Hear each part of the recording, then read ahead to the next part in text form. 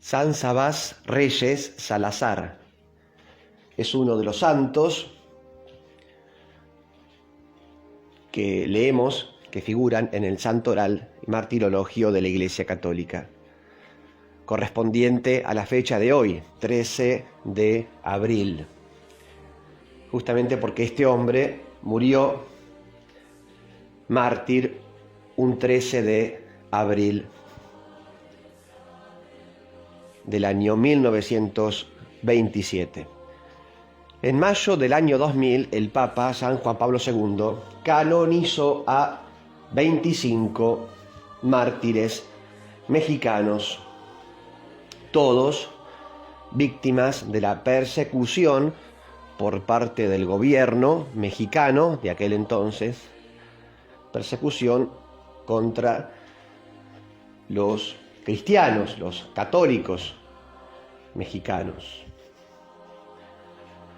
Hubo muchas víctimas que murieron a causa de su fe, laicos y también sacerdotes y consagrados. Bien, dentro de ese grupo de 25 mártires canonizados, en el año 2000, figura el nombre de este sacerdote, Sabás Reyes Salazar, quien nació en 1879 en el seno de una familia muy pobre. Pasó hambre de chico, también padeció el frío, un poco también la desnudez, tuvo que trabajar para ayudar al sostenimiento del hogar. Producto de esa carencia, sobre todo en relación con los alimentos, es que, al parecer, a causa de todas esas carencias, es que su capacidad intelectual se vio afectada.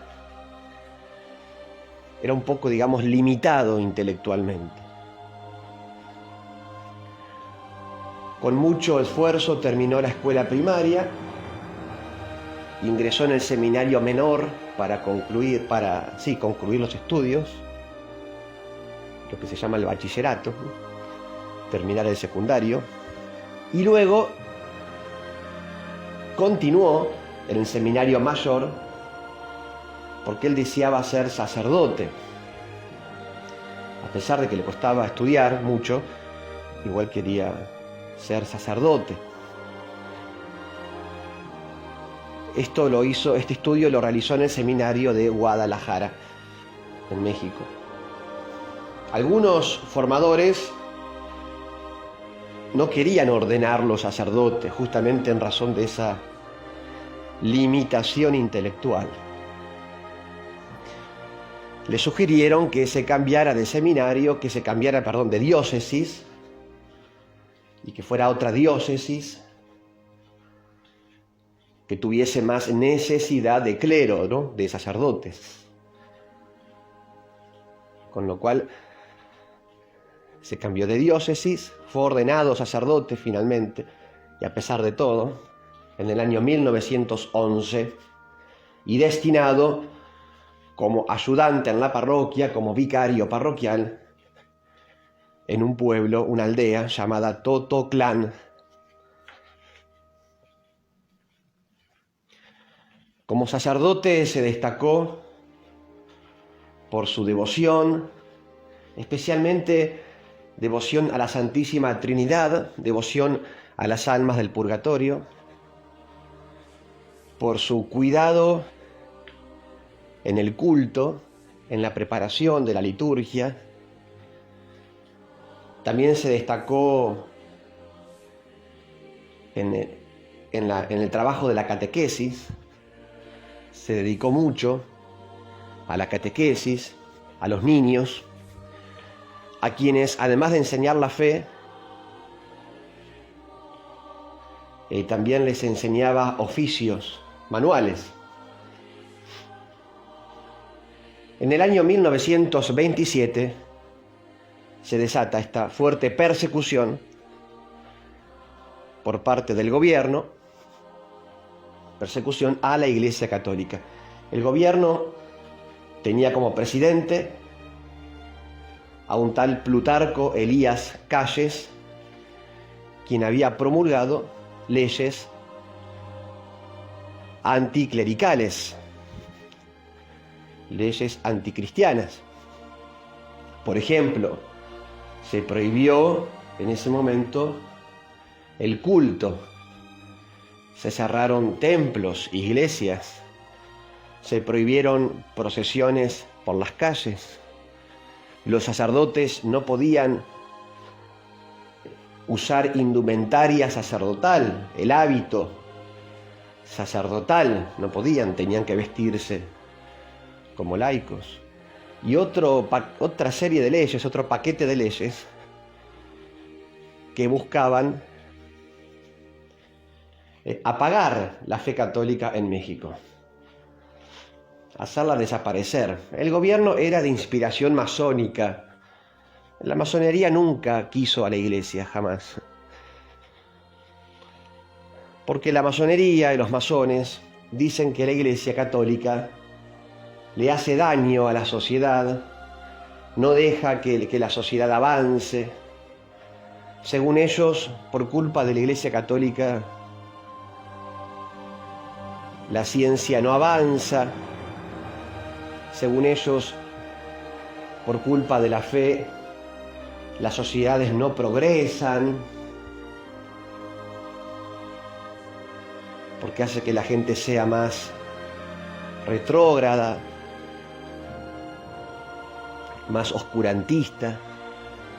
Según la masonería, los dogmas del catolicismo o el credo de la fe católica es un impedimento para lograr la fraternidad universal, la unión con otros pueblos, la comunión con los demás, la paz entre las naciones. Según la masonería, los dogmas de la Iglesia Católica, o los dogmas religiosos en general, son los culpables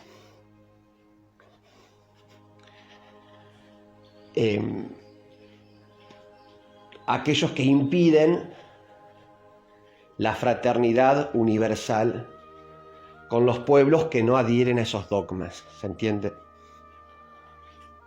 Por esa razón es que la masonería siempre ha perseguido, de manera sutil a veces, otras veces no tanto, como en el caso de México, siempre ha perseguido a la Iglesia Católica. Lo cual es una contradicción, fíjense, porque por un lado se promueve la unidad entre los pueblos, la concordia, la paz y la fraternidad, y por otro lado ellos mismos promueven la persecución o la violencia. Pero bueno, así son. Cuestión que en abril de 1927 capturaron a este sacerdote que estaba escondido en una casa de familia. Empezaron a interrogarlo las autoridades civiles, las tropas federales lo habían capturado. Empezó el interrogatorio,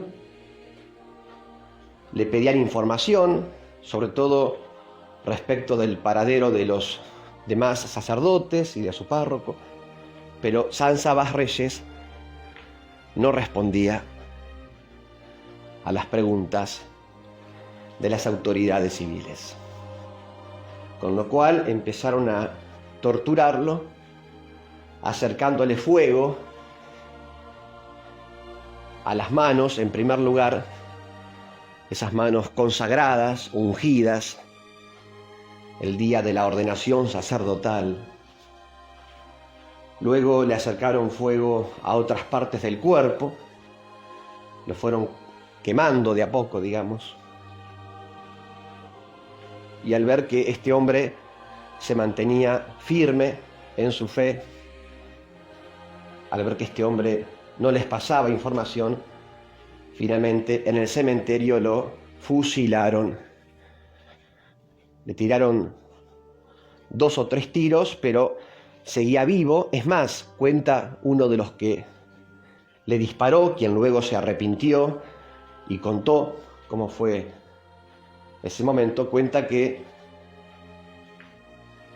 al segundo disparo él se levantó, no sé cómo habrá hecho, pero se levantó y gritó: ¡Viva Cristo Rey! Ese grito, ese canto que era tan común en aquella época entre los católicos mexicanos, ese canto que era tan común escuchar, ese grito,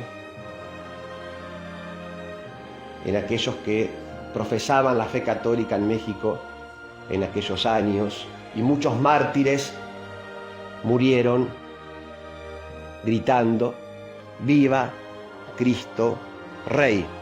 Algunos además agregaban: y la Virgen de Guadalupe. Así murió entonces, alabando a Cristo Rey, este santo sacerdote, limitado quizás intelectualmente un poco, pero con mucha fe, con mucho amor a Cristo, muy devoto, muy fervoroso en lo espiritual. Un ejemplo de católico fiel, un ejemplo para todos nosotros. Sus restos descansan en el templo parroquial del pueblo en donde él ejerció el sacerdocio, el pueblo de Tototlán. Les doy la bendición de Dios, que es Padre, Hijo y Espíritu Santo. Amén. ¡Viva Cristo Rey! San Sabás Reyes Salazar, sacerdote, ruega por nosotros.